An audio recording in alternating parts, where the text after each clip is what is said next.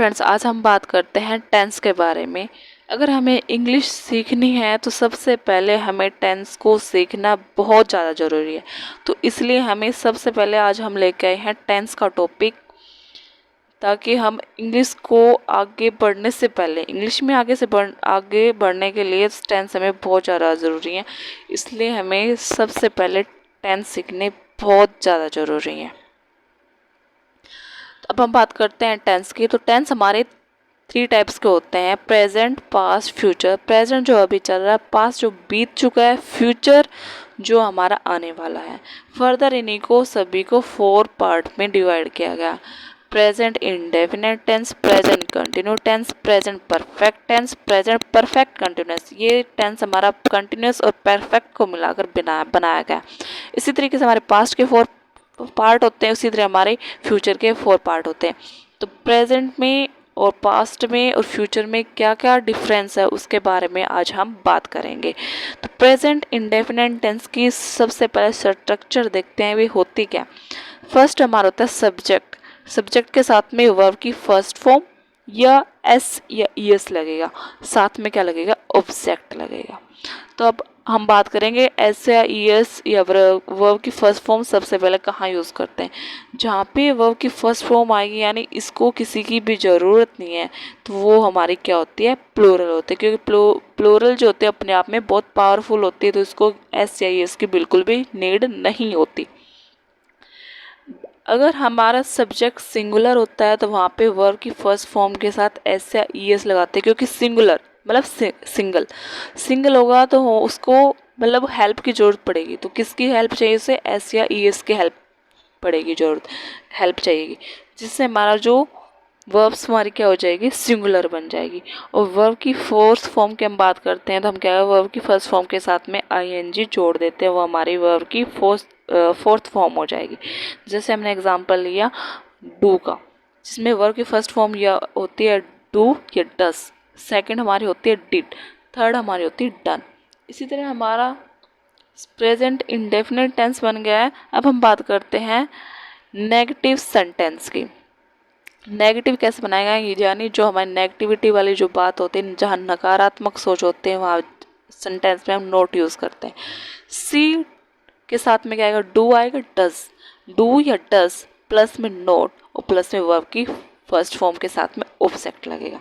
Interrogative sentence में क्या होता है, जो हमारी हेल्पिंग वर्ब जो होती है डू या डज, ये हमारे सब्जेक्ट से पहले आ जाती है, और सब्जेक्ट फिर वर्ब की फर्स्ट फॉर्म फिर ऑब्जेक्ट, और साथ में क्या आ जाता है, सबसे लास्ट में क्वेश्चन मार्क आता है।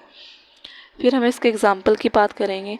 जैसे एग्जाम्पल लिया, I know that she does not completes this work done. अब हमने इसमें मिस्टेक हमारी क्या है, कंप्लीट्स निकली। क्यों, क्योंकि हमारा जो सब्जेक्ट है आई है, आई अपने आप में प्लूरल होता है, क्योंकि आई को अपने आप पे बहुत ज़्यादा घमंड होता है, इसलिए हमें यहाँ पे आई के साथ में वर्ब की कोई भी वर्ब के साथ एस या एस की अपने आप को हेल्प नहीं चाहिए होती, इसलिए हमें यहाँ से एस हटा देंगे और क्या आ जाएगा, यहाँ पे कंप्लीट आ जाएगा। इसी तरीके से हम बात करते हैं नेक्स्ट की, they do complete this task every day. अब इसमें डू मैंने क्यों हटाया, वो इसलिए हटाया क्योंकि डू या डस का यूज़ हम नेगेटिव सेंटेंस बनाने में या उसको इंटेरोगेटिव टेंस बनाने में यूज़ करते हैं। तो यहाँ पे ना तो ये नेगेटिव है ना ये इंटेरोगेटिव है, इसलिए हम यहाँ पे डू का यूज़ नहीं करेंगे। ये बात हमेशा याद नोट में रखना।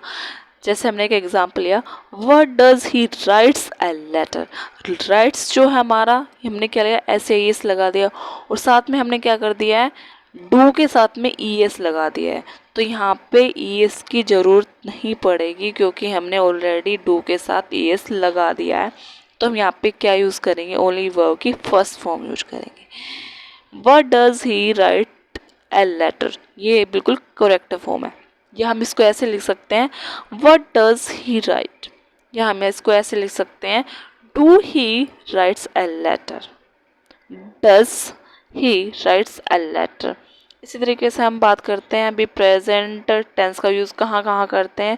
जिसमें डेली यूज़, जहाँ सेंटेंस में डेली नाम आ गया, यूजुअली वर्ड आ गया, एवरी डे आ गया, कोई यूनिवर्सल ट्रूथ की बात कही गई हो, या न्यूज़पेपर की हेडलाइंस जो होते हैं हमारी वो प्रेजेंट इंडेफिनिट टेंस में होते हैं, या हमारी कोई हैबिट दर्शाई गई हो, वहाँ पे वो हमारी क्या होती है, प्रेजेंट टेंस होती है।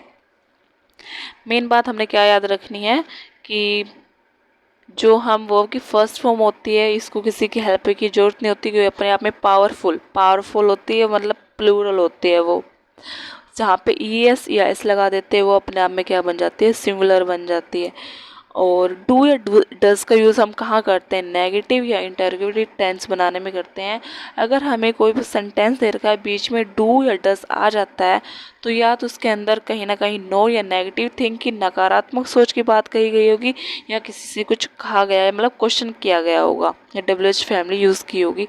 इसलिए हम वहाँ पे हम क्या यूज़ करते हैं, डू या डज का यूज़ करते हैं। अदरवाइज हम सिंपल सेंटेंस में डू या डज का यूज़ नहीं करते।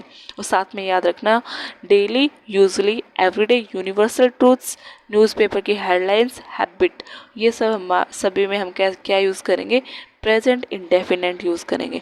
तो ये हमारा था आज की वीडियो में प्रेजेंट इंडेफिनेट टेंस के स्ट्रक्चर, मतलब उसकी जान पहचान, हम इसको कैसे पढ़ सकते हैं। तो आप एक बार समझ आए तो वीडियो को 2 बार देख लेना। आज के लिए इतना ही। Thank you.